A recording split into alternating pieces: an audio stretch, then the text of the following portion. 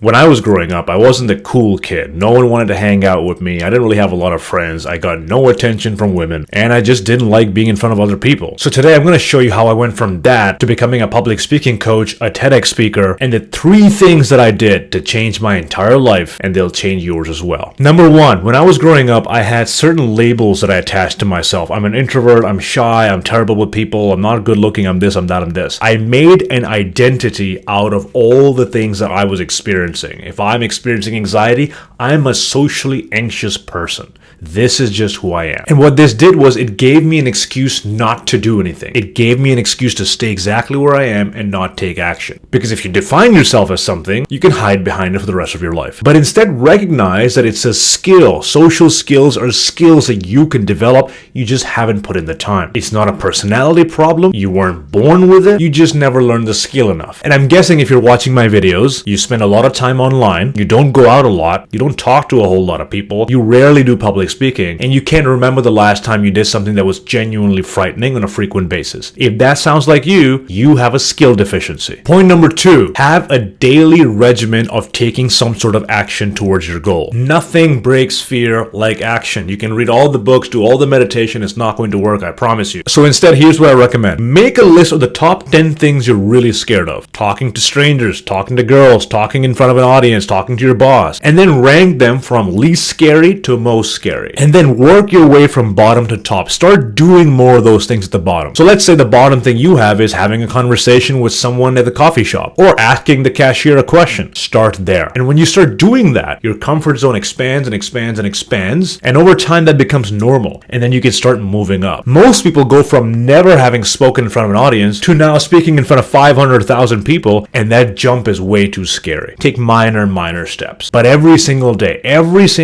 do at least something that scares you. You will get in the habit. And number 3, this is the biggest thing that changed my life. When you experience anxiety, when you experience fear, realize that 99% of the human population also does.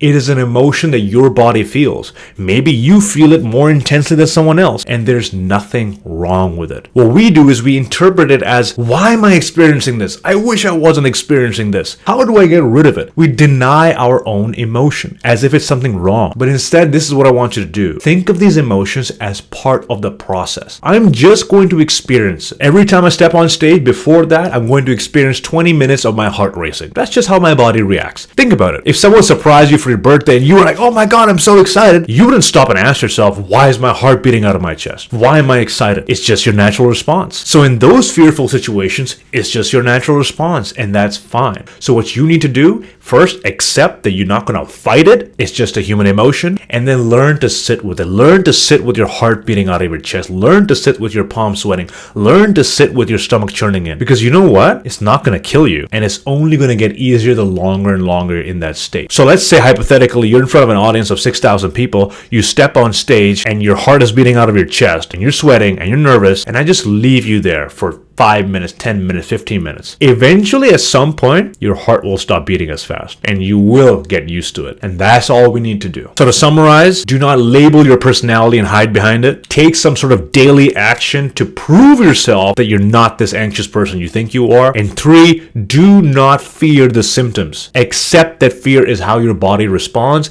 and do it anyway. I hope this was helpful for you. And if you want more help, I've created a 10-minute training to train you on how to overcome your fear in less than 30 days. Check that out in the description. Thanks for watching.